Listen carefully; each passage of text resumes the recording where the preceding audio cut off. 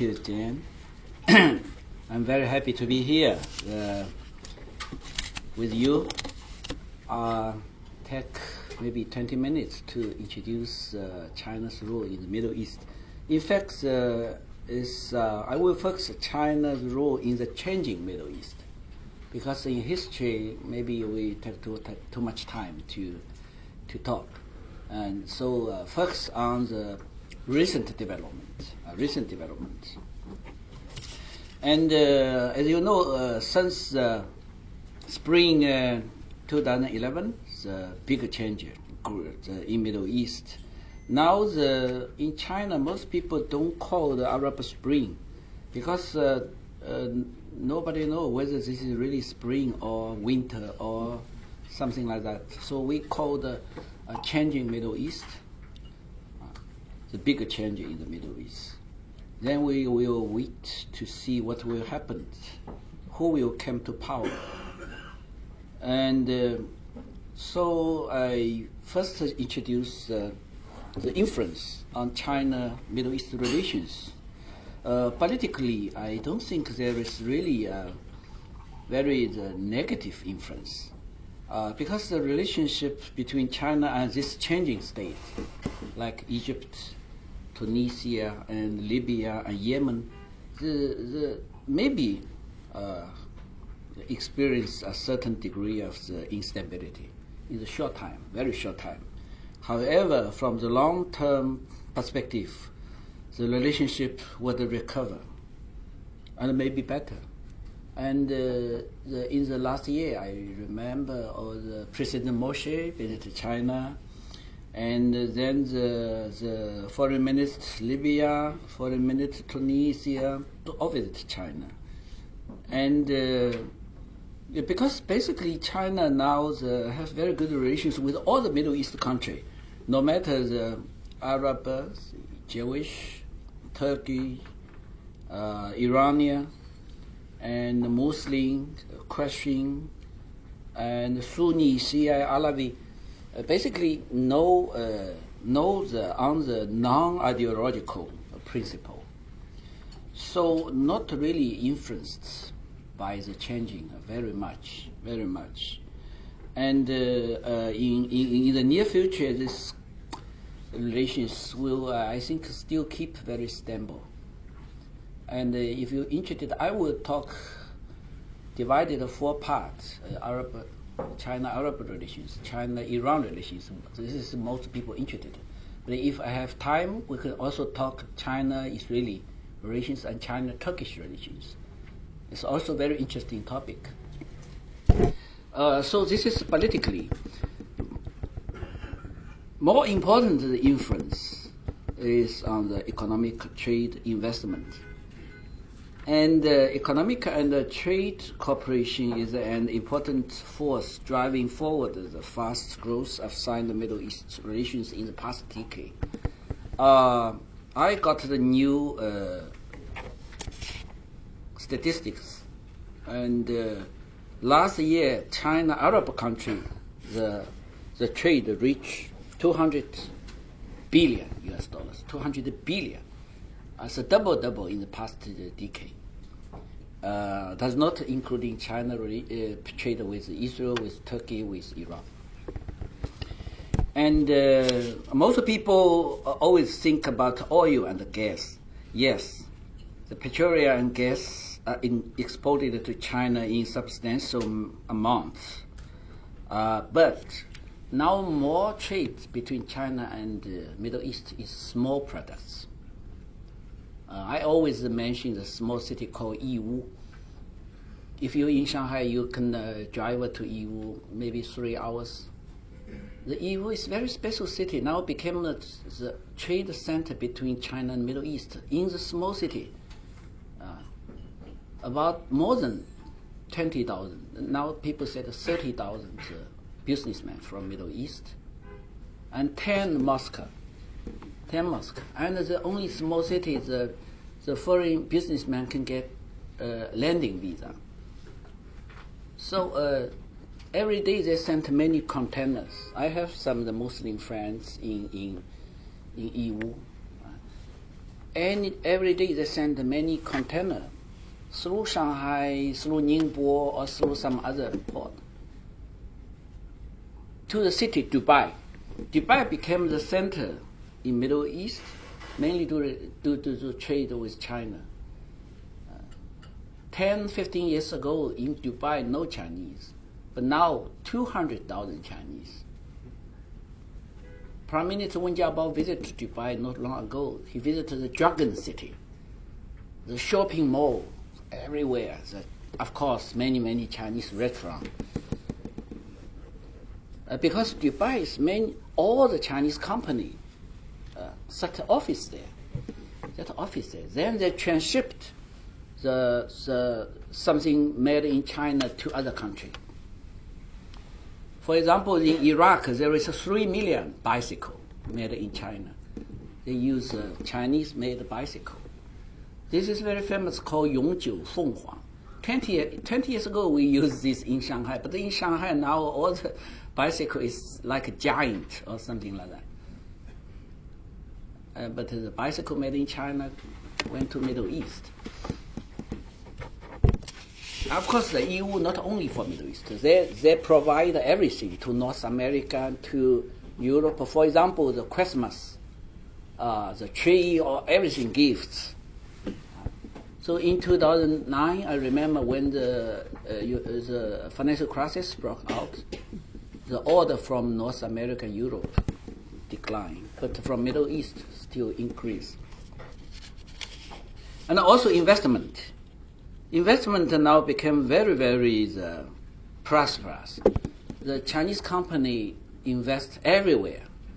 Of course, CNPC, China got big oil fields in northern Iraq, in Kurdish area, and built the railway in Saudi.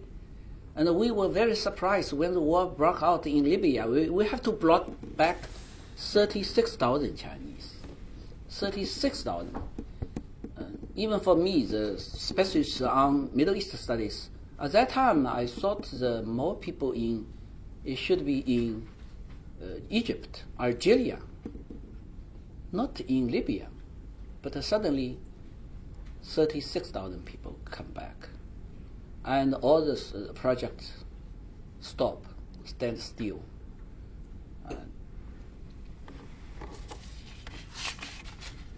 And the construction in Middle East, everywhere you can see Chinese laborers. I was in UAE, in Abu Dhabi, Dubai, in Qatar, Doha. On the street, Chinese. Also some from Philippines, Thailand. I even met a group works from North Korea. Many of the Asian people and there. But the Chinese company play main role there. And also, the Middle East invest in China. Most people don't know this. Qatar now became #1 investment in China, the capital market. $5 billion US, just last year, several months ago. And Saudi also. And the GCC countries invest in the China to build a refinery, something like that. So anyway, in the energy industry. Now I talk the influence of the changing Middle East. I think main influence in economic area. The trade decrease. Because transportation and insurance, the price more expensive. For example, I just asked the EU, the people, one container 3 years ago only the $900, but now it's $2,600. So 3 times almost. Also insurance. So EU people now don't really send the goods to Libya, to Syria, of course, to Yemen, even Egypt. No, only go to the Istanbul area, like Saudi, Qatar. So I think in the near future, the Chinese investment may be more focused on GCC country, diverting trade and investment to the more stable countries. Recently, Iraq got money, build a 500,000 house. They come to China, want a Chinese company to do this, but no company go there. The Chinese company said we can only go the northern Kurdish area, not the central and southern Iraq, because Sunni and Shia kill each other, bombing every day. So just recently, CNPC got the oil field in northern Iraq, in Kurdish area. Mr. Talabani is very active to bring more Chinese investment. In fact, most people don't know Talabani was a Maoist, training in China in 1950s. and recently, Libya government invite Chinese delegation from Minister of Commerce to Libya. They said we need Chinese company come back, but the delegation make investigation, then come back. They said no, this is not time for us to go back. When the issue is even your ambassador was killed, no security there. Originally, we are very happy because 3-4 election, all the radical Islam Muslim Brotherhood win. Only Libya is a Liberal Party win. But then we're very disappointed. This Liberal Party change a prime minister every day, cannot control situation. I will talk about this security issue later. Yeah, now I talk security. Security issue very important. There's a very important influence on the China-Middle East relations, especially the conflicts in Syria, the war in Libya. This is two reasons. One is, China now already play a very important role in the security area. Most of you don't know we have 1,000 soldiers in southern Lebanon, but not Chinese army, it's UN peacekeeping forces. After the war in Lebanon 2006, Israeli said we need more UN peacekeeping forces in the southern Lebanon between Hezbollah and the Israeli army. So United Nations asked more countries to send soldiers. Then the very active is Indonesia, in Bangladesh, and Malaysia. But Israeli said we don't want the Muslim soldiers. So United Nations asked, what do you want? So Chinese, India, Philippines. So China sent 1,000 soldiers. At that time, we had the red lines only for medical and construction. But then 2 years ago, maybe 3 years ago, we sent 3 warships to Indian Ocean to join the anti-piracy coalition. That was close the red line, because these warships were fighting. So you can see we worried about the civil war in Syria. Maybe spread to Lebanon because 1,000 soldiers, Chinese soldiers there. So for this reason, 10 years ago, in 2002, first time in the history of China, our government officially appointed a special envoy for Middle East affairs. Now it's Ambassador Wu Shike. He was ambassador to Egypt, to Saudis, good friend of mine. He paid visit to the Middle East country, trying to persuade people sit to negotiation. And also we now just recently appointed a special envoy for Syria. In fact, previously we had the special envoy for Sudan, for Darfur, work with the United States together. So yesterday I also suggested maybe we should have special envoy for Pakistan, Afghanistan. So this is not for Middle East, for a region and for special country. So trying to find a way, find the peaceful solution, find a political solution. But secondly, not only Middle East, especially the spread of the radical Islam, radical Salafism, now to not only Middle East, to Central Asia, to South Asia, to Xinjiang. For example, a very extremist group called Hizb ut-Tahrir, originally established in Palestine in 1953, now spread in Uzbekistan, Kazakhstan, even come to China. Hizb ut-Tahrir now, they said they have 500,000 people in Central Asia. Now they come to Afghanistan and Pakistan. The Salafis, the radical Salafism, they argue they should do the global jihad, establish a global caliphate. So we are very worried about this, like Kazakhstan, very stable in the past 2 decades, but now, last year, the group called Judo Khalifa began to attack police and army. They said that the President Nazarbayev will be another Gaddafi, will be another Mubarak. They said that all the leader of Central Asia is a former communist leader, already 20 years in power, and anti-Islam. And the situation is, we really worry about this. I was in Kazakhstan. I very surprised to see the people very liberal. The lady dressed like Shanghai, and on the table there were pork. I said, why you have pork? In Xinjiang, people will kill you. They said, we after 70 years Soviet education, we eat everything. They told me during Soviet time, no religion.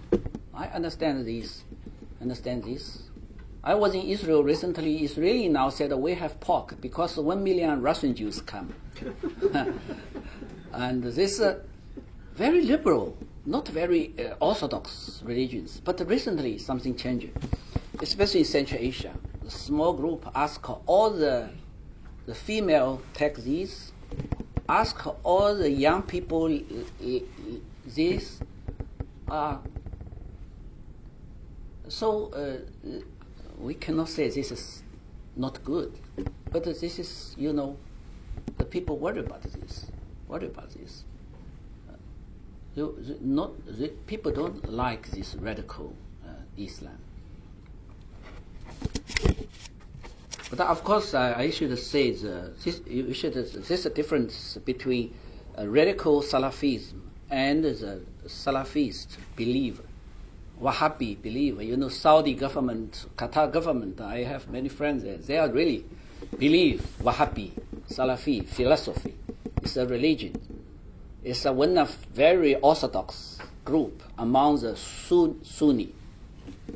But the radical group, they want to kill all the Shia people. They want to kill all the non-Muslim people, establish a global caliphate. This is very dangerous. The Hizb ut-Tahrir, Al-Qaeda, they all, follow these things. So we worry about this influence on Central Asia, on Xinjiang. In Xinjiang, we already have 2 very serious issues. One is in July 2011, a small radical group, the extremist group attacked a police office and occupied this police office for 2 hours. They put the flag. Very, very interesting. This is the first time in the history of China. This is Salafi flag, not Eastern Turkestan separatist. Eastern Turkestan flag is like Turkish, is a moon and a star. But Salafi is black, Arabic, small.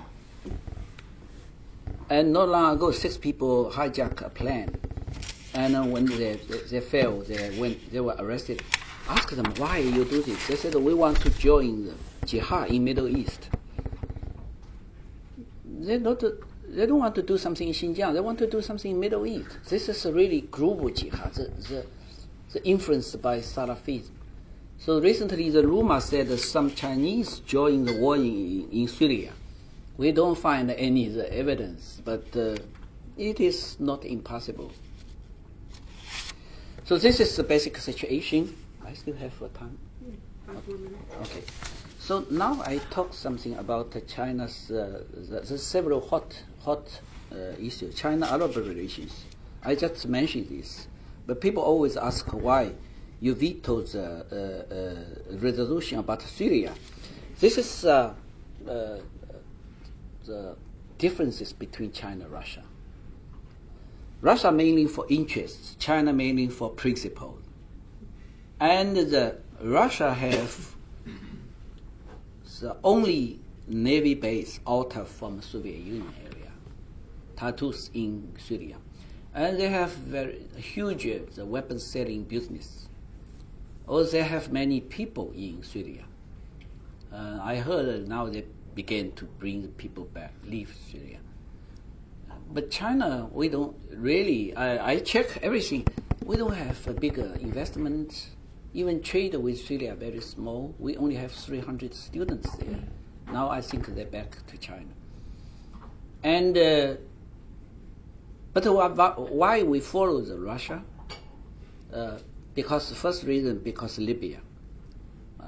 When the United Nations Security Council discussed the Libya issue in the March 2011, and the Chinese hesitated. If we oppose Arab League. We always, many times we oppose Western, NATO and the U.S., but never oppose the Arab League.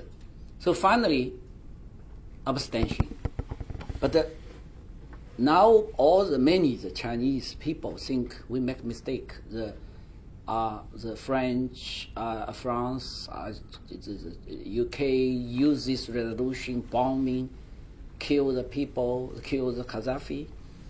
And at that time, people don't know whether it's good. But now the results is very serious. I was told by my friends in Libya, they said 500,000 weapons spread to all the North and West Africa, to Mali, to Algeria, to Niger, to Nigeria, and also maybe 20,000, 30,000 the mujahideen, the fighter. They escape from Libya to the neighboring country. So now we can see the results. So we don't want the Syria become second Libya. If the collapse of President Bashar Assad, there will be massacre. And then will spread we worry especially spread to Lebanon, to Jordan, to Iraq, then to Turkey. Of course, Israel will face serious challenges. I was last year I was in Golan Heights. They showed me this area is Chinese troops there. I so happy Chinese troops there. But if the civil war in Syria spread to the area, there will be disaster for many countries, not only for Syria people. So maybe the way is trying to find a way to ceasefire or trying to keep a very weak Assad. Maybe it's better than kill Assad like Gaddafi. Then the weapons and the extremists spread to other countries. And then about China-Iran relations, people also ask many questions. For the Iran, I just say that the China. So China's principle in Syria basically is oppose foreign military intervention. Don't want to second Libya. So we veto several times. Even in China, different opinion. Some people say the veto is right. Some people say, oh, this is not necessary to veto several times. And the Iran issue, basically I think China has three principles interrelated. Firstly, China very strong opposes the Iranian development of the nuclear weapons. And the nuclear weapon armed Iran is not acceptable to China. This is same to the international community, including U.S. Secondly, China very strong opposes any military action to the program. I want to tell you my experience in Iran. I was visit Iran 2005, and I trying to talk to young people. They said we cannot talk on the street. They invite me to their home. The beautiful ladies take these, and on street they should. And I surprised to see they watch a Hollywood movie, which is illegal in Iran. And they told me we need a reform. We need an Iranian Deng Xiaoping. I was very proud of this. They said we don't need Gorbachev. Gorbachev destroyed the Soviet Union. Deng Xiaoping could make Iran more strong. But we are very disappointed. Khatami finally is not Deng Xiaoping. Rafsanjani finally not Deng Xiaoping. Because we have Khamenei, like Mao. They said, like Mao. So we cannot find Deng Xiaoping. And they told me 70 million people, at that time, 2005, now 75 million. 70 million people, 40 million were born after 1979 revolution, Islamic revolution. That means, now they're younger than 33 years old. So they told me, if you bomb Iran, you bring all this young generation to other sides. They will become radical Islam. So in Israel, I told my friends, I said, don't bomb Iran. It will be disaster, even for Israel. And some people agree with me, some people don't agree with me. And I think in the United States, most people agree with me. Yeah. And so now the situation like this. And the third principle for China is trying our best, of course, to protect the Chinese interests. We still want to keep some business with Iran. We prepare for more serious sanctions, so we now reduce oil imports from Iran. Some company have to leave Iran because U.S. sanction. If the company have U.S. at the same time with have the business at the same time with U.S. Iran, if they want to keep the business in U.S., they have to leave Iran. And also, if their transfer money through the Iranian central bank, now it cannot work. So some company like Huawei, I know they now left Iran. And some company don't sign the don't invest in the new projects. But for the oil, we still buy for oil from Iran. Iran is number 3. Number 1 is Saudi. Number 2 is Angola. Number 3 is Iran. This is because we still have time. U.S. gives 6 months or sometimes for this several main consumer. So we have time to discuss with Japan, South Korea, India, Turkey. We all buy the oil from Iran. We hope U.S. can give some time for us, but we prepare for this. So our Prime Minister pay a visit to GCC country. Saudi, the King Abdullah promised, if you don't buy oil from Iran, we will provide you enough oil. And Qatar now became number 1 to send the natural gas to China. And we also very strongly oppose any activity to block of Hormuz, street Hormuz. So now we invest in Saudi to build a bigger refinery factory, but not in the east coast, in the west coast, in the Red Sea. So even war broke out in Persian Gulf, China-Saudi cooperation can still go through the Red Sea to India Ocean. Yeah. So I think I will stop here. If you're interested, I can talk about the China-Turkish and China-Israeli relations later. And I think it's better for us to keep more time for the question and the free discussion. Thank you very much. To take questions, please give your name and your affiliation, and please keep the question very short. And Guang, will you try to keep your answers short since we have a lot of questions? Go ahead. Yes, I'm Andy from the Prospect Foundation Investment Firm. I was wondering if you could talk about what is China's economic relationship with Israel, and also what is the Chinese government's opinion on Israel's policies regarding Palestine and Palestinians.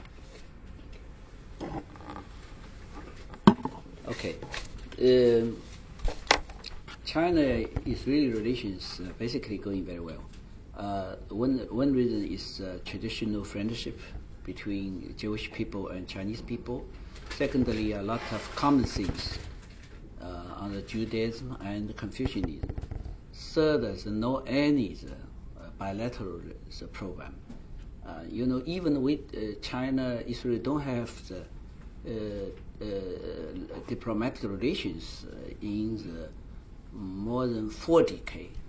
But both countries never have bilateral issue, mainly because several negotiations stopped because for Chinese sides, the pressure from Arab countries, from Israeli sides, like Korea war pressure from U.S. sides. But after the 1972 Nixon visit, so this is reduced for Israeli sides. No any program for Chinese sides. Still have to wait until the collapse of Soviet Union. The Eastern European countries recognize Israel. So China followed this in 1992, established diplomatic relations. Since then, the bilateral trade is double. I think now almost, maybe not 10 billion. 10 billion will reach 10 billion soon. Israelis sell to China many high-tech, medical, and agricultural, all these many things. And now only issue is U.S. still have veto power for the military trade. Israel want to sell China a lot of things, but U.S. said no. So only this issue, but all other, even many the high tech is okay, but some like early warning, the plan, some very high tech, very military tech cannot sell to China, and also both sides work together for anti-terrorism, and have very close cooperation. And for example, I just give one example is during the Beijing Olympic and Shanghai World Expo, we invited Israeli as an advisor. This is many people don't know this, yeah, and they gave us some very good suggestion. For example, the subway. Originally, subway in Shanghai, Beijing, no security check, but now, if you go to subway, you have to go through, like airport. This is suggested by Israeli. Also, the bigger event, the ticket with name, if you go into, you should have ticket with name and with your photo ID. This is also suggested by Israel. In China, too many people. It's almost impossible to do this. But of course, now the important thing, like Olympic, we do this. We do this. And Israeli knows Israeli is best. They know everything about radical Islam, the terrorist group. So we learn a lot from Israeli side. About Palestine, China's position almost the same with the United States. We think the build a lot of house in settlement in the West Bank is not good. We try and persuade the Prime Minister Netanyahu not to do this. We hope the Israel and Palestine can reach some of the agreement. We hope the Palestinian state could be established and the both countries can live together peacefully. And so for the Israeli-Palestinian issue, almost same, at least with Obama administration. I don't know, maybe future will be changing, but now it's very close to the U.S. policy. Okay. I'm Richard Rades from Russell and Company. I started to pick up in newspapers in America and some of the intelligence reports that Iran appears to be working with North Korea on both North Korea's nuclear weapons program and their missile program. Is there any discussion of this in China or concern about it in China? Or Yes, we read this report also in Chinese newspaper, and I remember almost 15 or 20 years ago we sell some weapons to Iran, but after China-Israel established diplomatic relations, we stopped this. At least we don't sell the weapons of this mass destruction to the Arab country, to Israeli neighboring country, as a request of Israel. But the weapons, if they into the market, you cannot control. So it's possible Iran gets some Chinese the weapons made in China from North Korea, also from Pakistan. The both. For example, when the Iran-Iraq war, both sides have some weapons. Of course, most is made in U.S., made in Europe, Russia, but also both sides have weapons made in China. Iran mainly got from North Korea, Pakistan. Egypt, the Iraq got from Egypt, Jordan. So this is not directly from China. Yeah. So no direct sales from China to... Now, no. Many years ago, yes. Yeah. Now, no. Now we're very careful for this. Very careful for this. The Iran is the most sensitive country. Iran and several countries in the top list cannot do this. We have mainly several weapons selling country, Baoli, Changcheng, Beifang, but they are basically all the state-run, not a private company. So they have to, follow the government, the policy. Yeah. But some joint venture, I don't know. This country have joint venture in some country. The joint venture in Pakistan or in Thailand or some. So sometime maybe they do something the government cannot control. Yeah, but basically I said no. Go ahead.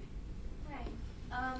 You mentioned... Give us your name. Here, Oh, please. sorry. My name is Melissa. I'm with the U.S. Asia Law Institute. Yeah. You mentioned traders who live in Yiwu. And I understand that Yiwu is sort of a better city to be in if you want to trade, probably better than Guangzhou. If you're from the Middle East or Africa, I guess you can get better visas in Yiwu. There's a mosque that was built there recently. But But still, these visas are pretty short term, and some people like to go to Yiwu, Guangzhou, and they like to live there. So what do you think that this situation, or how will this situation affect the future potentially of, an immigration policy in China, or sort of nationalized immigration policy? Basically, now a lot of changes. Yeah, now the businessmen, if they really do business in China or have investment in China, they can get long multi-entry visa. And as now even in Beijing, Shanghai, you can stay 72 hours without visa. Transit, if you transit there. So I think in the future will more and more open. Yeah. The EU, you can even get a landing visa. Yeah, but I don't know. The EU just have too small airport. Not many people directly fly from the foreign country. Most still through Shanghai, Beijing, Guangzhou. Yeah, but the foreign community, yes. In Guangzhou, now 100,000 Africa live there. But also some bring some of the serious security problem. Yeah, and the EU also have same. Right. Frank Kale, United States-China Exchanges. I have a question about Osama bin Laden, and I hesitate to say what Chinese think of him, what you think of him in this sense. In the United States, both politically and popular culture, we were told that Osama bin Laden is dead, General Motors is alive. That, some people say, majorly contributed to President Obama's victory. In the upcoming Oscars, we have a film about the capture and killing of Osama bin Laden, Zero Dark 30, which is one of the proposed best films. So clearly the United States has a certain view. What is your view of the significance of Osama bin Laden? In China, I think most people think this is significant event, killed Osama bin Laden. Yeah, because he also want to do the global jihad. He also the enemy of China. When U.S. Army destroys Eastern Pakistan separatist group base in Afghanistan. Some of the document shows Osama bin Laden told these people, I fully support your jihad in Xinjiang. So I think, of course, we agree this is important victory of the Obama government. Yeah. In terms, you just talked about how people in Xinjiang were happy with that because his global jihad would call for more terrorism in China. But yet, how is China has a very large Muslim population. And I know for the most part that the population is at peace with the Chinese authorities and there are no issues. But in Xinjiang, you do have a problem. And so how do you see that being resolved over both the short and the long term? Mm-hmm. We have 20 million Muslims, 10 minority group, 10 the 少数民族 is a minority group. And but the largest one is Hui. Hui is Mandarin speaking, no any problem from Hui. And then the other 9 is Tajik is Persian speaking. And 3 and 4 is Turkish speaking, Uyghur, Kazakh, Kyrgyz, Uzbek. I think, 4 is Turkish speaking. But for Kazakh, Kyrgyz, and Uzbek, and even Tajik, they know any of this program because they already have their own country on the other side of the border. So only some of the separatist movement is from the Uyghur. Uyghur now is also very complicated. I do research on this. They're divided.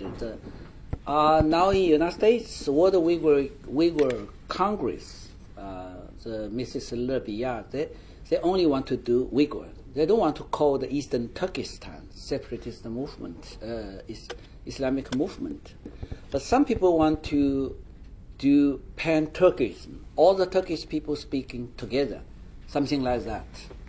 But this is a small group, really small group. Most Uyghurs don't support this separatist movement, and even the separatists, they have some the head base, the older generation in Istanbul, new generation, new group now mainly in Munich and in Washington.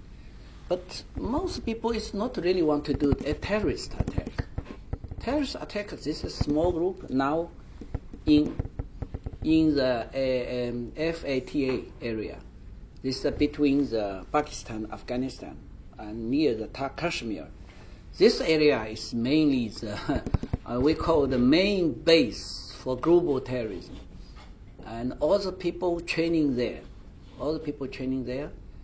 Some is joining Al Qaeda, some is joining Taliban. But Taliban is completely different from Al Qaeda. Taliban is local people.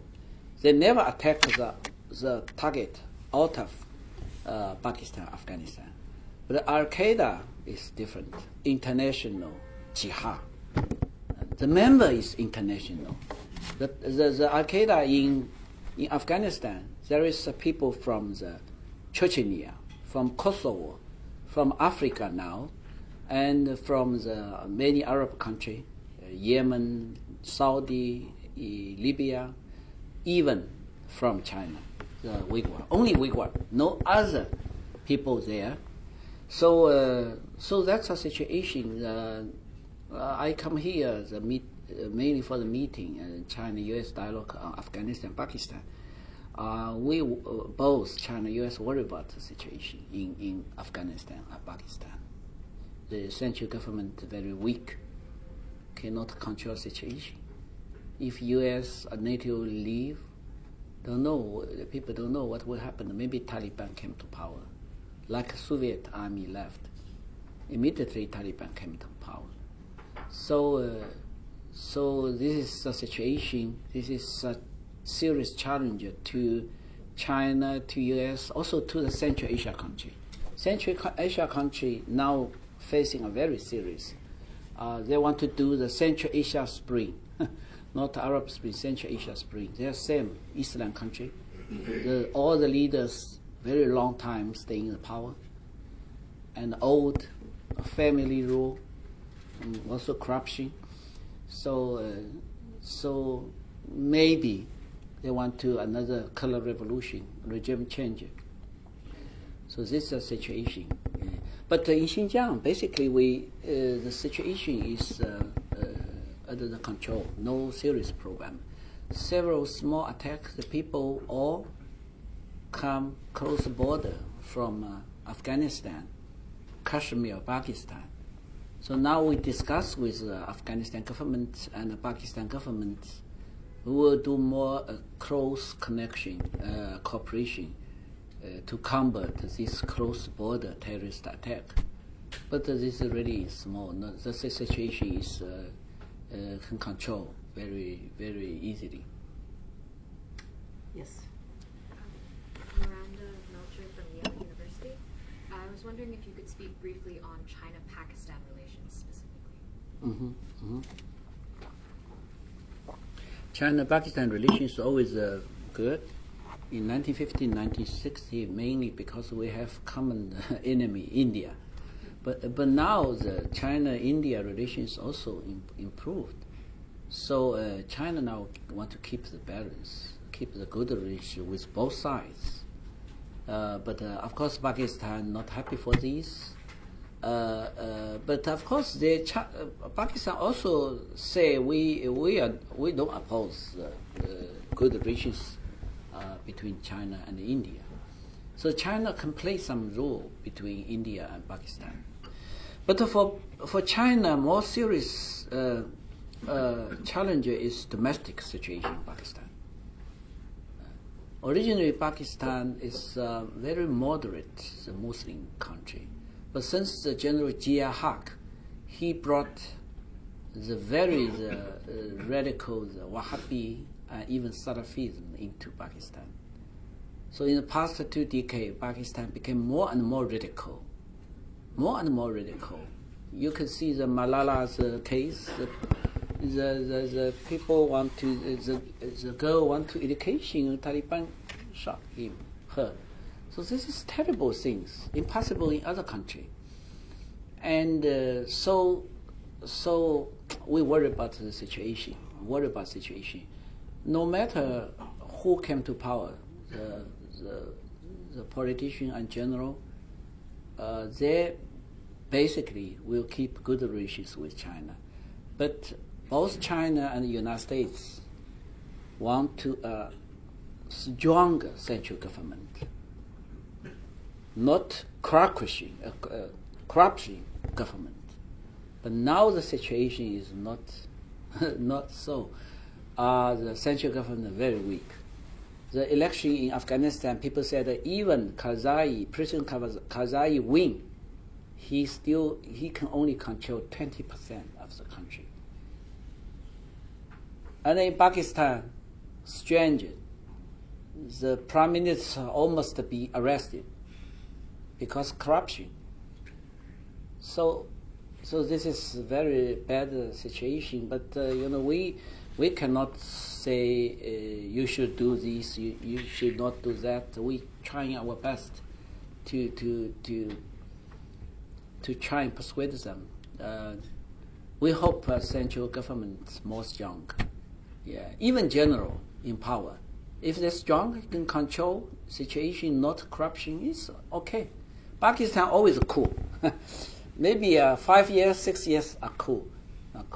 And Afghanistan, nobody know now. Taliban can control almost, some people said, 30-40% of the country. And if election without U.S. NATO army, maybe Karzai cannot win. Taliban maybe win. Like the Middle East, all the election, Muslim Brotherhood win. They got support from poor people from rural area. In the back there? Yes. Hello, I'm Adam Hafiz from Egypt. I direct the Arab Contemporary Performing Arts Archive. And thank you for your talk. My question is about if there is a cultural policy that you know of between China and the Middle East, or just to elaborate a little bit more about that, the Chinese-Arab cultural relationships, and specifically the Xinjiang culture. Yes, we have now called China-Arab Friendship Forum every year. This year in China, next year in some Arab country. Then we have also have a new Silk Road project.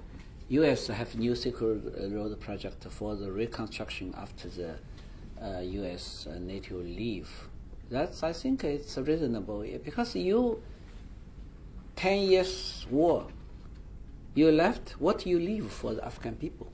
What do you leave for Iraq people? So you should have some the reconstruction, no matter what name, the New Silk Road or something like that. So we have New Silk Road project, mainly the cultural, promote the Silk Road spirit, and promote the dialogue of different civilization, ethnic group, and so this is we do very well with not only with Arab country, also with Turkey, with Iran, with Israel, and we establish many Confucian institute. But this is not only this, more and more the cultural exchange projects, and people visit each other. More students come to China, and also Chinese studies. Students study the Arabic, and also now as many year cultural year, Chinese culture year in Russia and in Central Asia, and it's very important. Cultural, yeah, that's very important. This is a base for the political cooperation. Yeah. Clinton, did you? Somebody over there. Okay, no, then Herb. Herb. Herbert Levitt, thank you very much. I recall at the time of Iraq's invasion of Kuwait, and there was a substantial coalition, Americans everybody, including the Syrians, fighting together with the UN blessing and to get the Iraqis out of Kuwait, and there was concern about oil supply in that part of the world. Now, the Chinese were asked if they wanted to assist, and they were not interested in getting involved, even though this was UN blessed and so forth. They didn't want to do it. And I recall asking a Chinese official, I understand the policy, I'm not trying to get you to change it, but you get an awful lot of oil there. How is it you are indifferent to what's going on? And he said, well, down by the shore, he said, the tanker comes from China. The jetty is 500 feet long. We just tie up at the end. They turn on the spigot. We fill the tanker with the oil. We say how much money. Do electrical immediate transfer of funds. They say, okay, you can go. He said, all they are fighting about on shore is who is going to control the oil. Mm-hmm. And he said, we'll buy it from anybody who controls it. We're not going to get involved. Which group of Arabs is killing which group of Arabs? We're just going to buy the oil. And he said, since we're friends, he said, you should think about doing the same thing, not get involved with those people, because they're always fighting with each other. Is that still, you think, the Chinese attitude, or the Chinese want to get involved? No, this is now the change. This is 20 years ago, the first Gulf War, 1991, yeah. At that time, people always think the U.S. want to NATO or want to control the oil. Even Iraq war, most Chinese cannot understand. And China basically supports your war in Afghanistan because 9/11, because United Nations approved this. So in 2002, in 2001, 2002, China and U.S. worked together. We closed the border with Afghanistan. We did our best to bring the General Musharraf, Pakistan, to join the anti-terror war. But suddenly in 2003, U.S. began the war in Iraq. So most Chinese ask why. You still cannot you still have not killed Osama bin Laden. Why you suddenly attack the Saddam Hussein? Still now, many people ask this, cannot understand this. And but at that time, still some people said that the war for oil or some said that. But now, no. Now most people in China know U.S. don't need oil in Middle East, and even will export oil. But China still needs oil from Middle East. Now China became, for example, China became #1 consumer for Saudi oil. So Saudi now China also became biggest market for Saudi oil, for Middle East oil, Qatar natural gas or something like that. So this is the issue is globalization. So the oil is moving everywhere. Nobody can control the oil. Yeah, nobody can control. For example, Iraq, you almost 10 years war, but the Chris, Christopher Hill was the ambassador. He said that now in Iraq, U.S. only have one oil field. All other is by Chinese, BP, or some. So this is not really, at least now, situation changing completely. Marty, you've had your hand up for a long time. Very short question, and then you, and that's going to be it. Okay, thank you. Martin Redland, Columbia, and Kitty. Han Guang, particularly in light of the, shall we say, disappointing results of the Israeli election for Netanyahu, do you think that China should or can, as a neutral party, push for a Palestinian-Israeli solution? And yes, basically it's really domestic politics is very now. Some people say the right, some people say more radical, and I'm very disappointed to see the Labour Party down Kadima almost now very weak. And but Netanyahu is a good friend of China also. He will visit China not long ago, not long future. Originally, he will visit last year, but because election, because some things, yeah. And so we already told the Israeli government very frankly, don't build more house in the occupied the land, and trying to talk to Mr. Abbas, and he also in a very difficult situation. So so we hope, but we can do more. We cannot do more. We only Ambassador Wu visited there. First, go to the Jerusalem to see the Prime Minister. Then go to the West Bank to see the Abbas. So far we have no connection with Hamas, but maybe in the future you have to deal with Hamas. They control the Gaza. So anyway, we will try, like the United States. If the United States can do more, China of course can do more. Yeah. Okay, and the final question.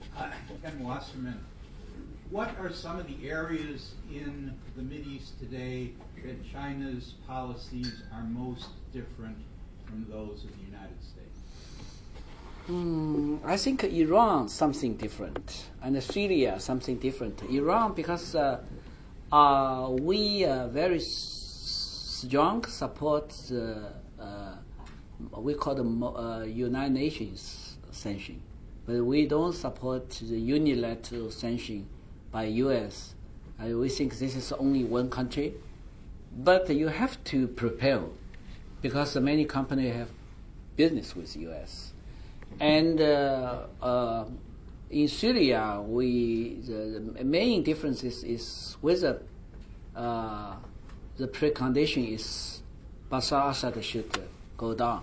We think the ceasefire is priority. Then the negotiation and peace process, including every party, every group, include Bashar Assad. You can have election. I think if election, Bashar Assad cannot win. And not really like Libya finally killed Gaddafi. People don't want to see these things happen again. So I think Syria, Iran, some differences, yeah. Okay, we have run over by about 7 or 8 minutes, but I think you'll all agree that it was worth it, and I want to join me in thanking our guest speaker, Guang.